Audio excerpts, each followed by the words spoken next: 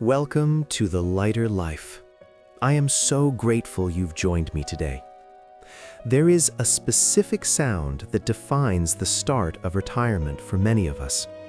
It's the sound of the front door closing after the last guest has left or after you've come home from that final day at the office. In that moment, you realize the space is entirely yours. No one is asking for dinner, no one is waiting for a report, no one is demanding your attention. For some, this is a victory. For others, it feels like a cold wind. We've been taught to equate independence with isolation, as if being a strong, autonomous individual means you have to be an island.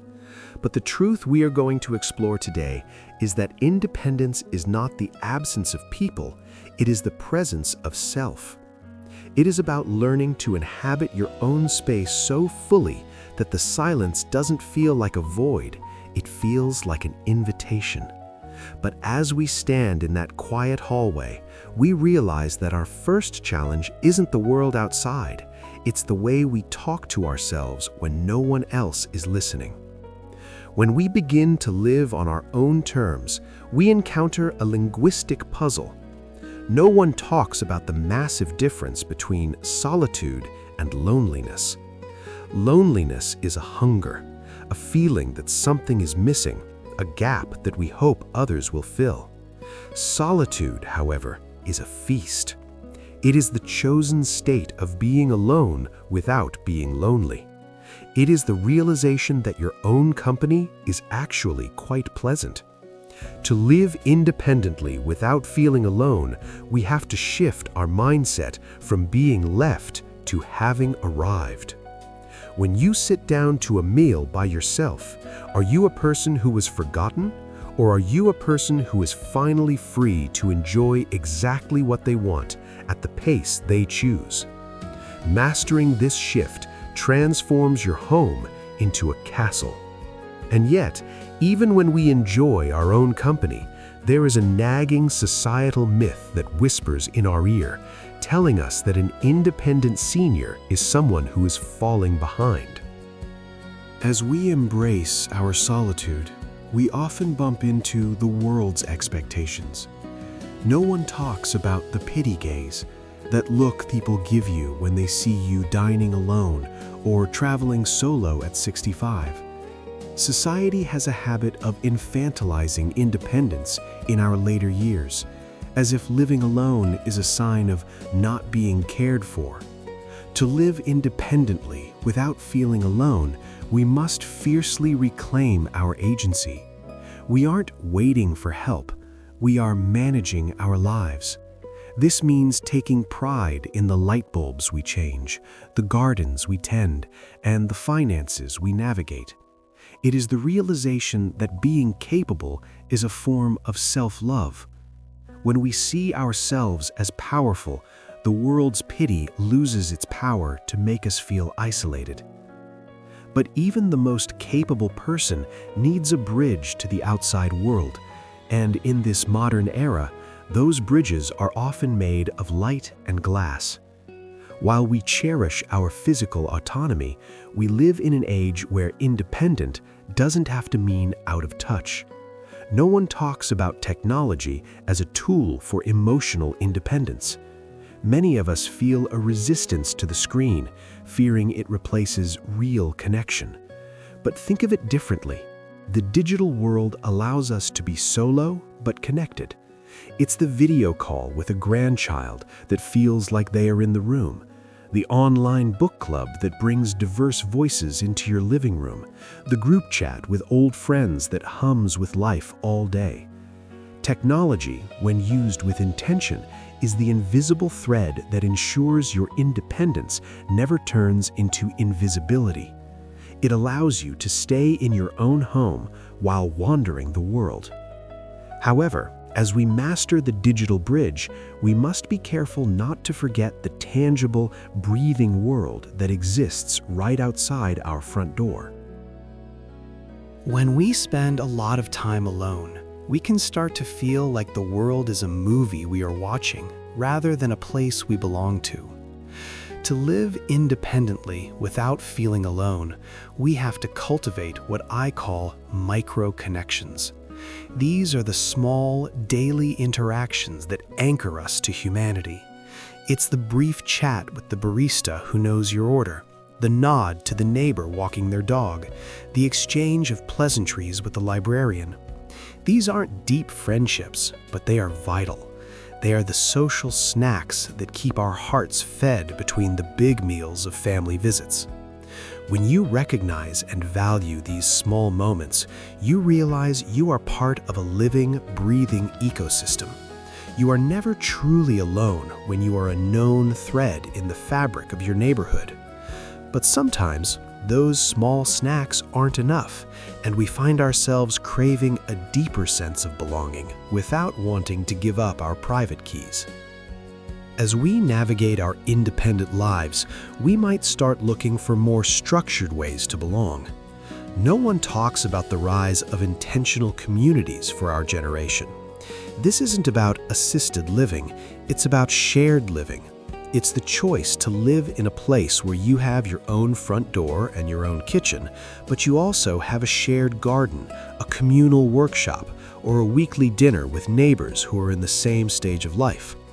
It's about having a safety net of people who would notice if your curtains weren't drawn by 10 a.m., but who wouldn't dream of telling you how to spend your afternoon. It is the perfect middle ground, independence with a heartbeat just a few steps away. Yet, as we find our place in a community, we often face a delicate dance with those who love us most, our families, who might be worried about our solo journey. One of the greatest challenges to independent living is the anxiety of the loved ones. Our children and relatives often equate our independence with risk. They call to check in, and sometimes it feels less like a conversation and more like a welfare check. To live independently without feeling alone, we have to lead the conversation. We have to set boundaries that turn worry into connection. Instead of waiting for them to call and ask if you're okay, call them to tell them about the amazing book you're reading or the new project you've started. When you show them your life is full, they stop seeing your solitude as a problem to be solved and start seeing it as a lifestyle to be respected. And as we manage the expectations of others, we must also manage the one thing that can make an empty house feel truly heavy: our own rituals. When no one is watching, it is easy to let our standards slip. We might eat standing up or stay in our robes all day, but no one talks about how ritual is the antidote to loneliness. To live independently and feel full, we must treat our lives with ceremony. Set the table with the good linen, even if it's just for you. Light a candle during your evening tea. Create appointments with yourself for your hobbies.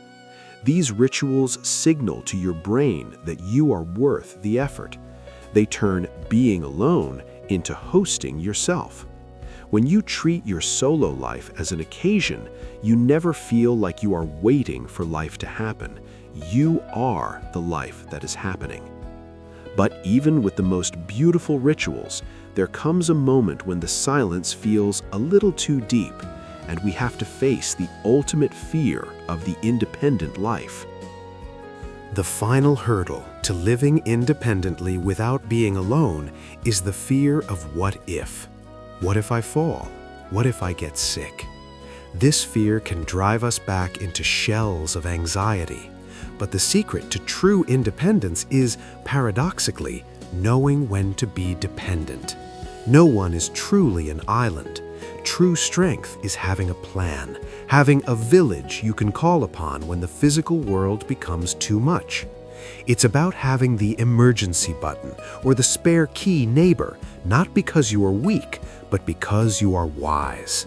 When you have a safety net, you can walk the tightrope of independence with total confidence. You aren't alone because you have chosen who gets to help you. And it is in this balance between the strength of the self and the warmth of the world that we find the ultimate realization of this journey. We have explored the halls of our own homes and the landscapes of our own hearts today. And what we have found is that living independently is not a subtraction, it is an addition. It is the addition of self-knowledge, of peace, and of a new kind of social bravery. When you are no longer afraid to be alone, you become a person who can connect with others from a place of want rather than need. That is the most powerful position a human can be in. You aren't looking for someone to save you from your silence. You are looking for someone to share your music with. Thank you for being part of the lighter life. If you are sitting in a quiet room right now, look around and see not an empty space, but a canvas. Your independence is the brush, and your connections are the colors. You are the artist of a life that is both profoundly private and beautifully public. You are never truly alone when you are at home within yourself. Until next time, stay light, stay independent, and remember, the best company you will ever keep is the one looking back at you in the mirror.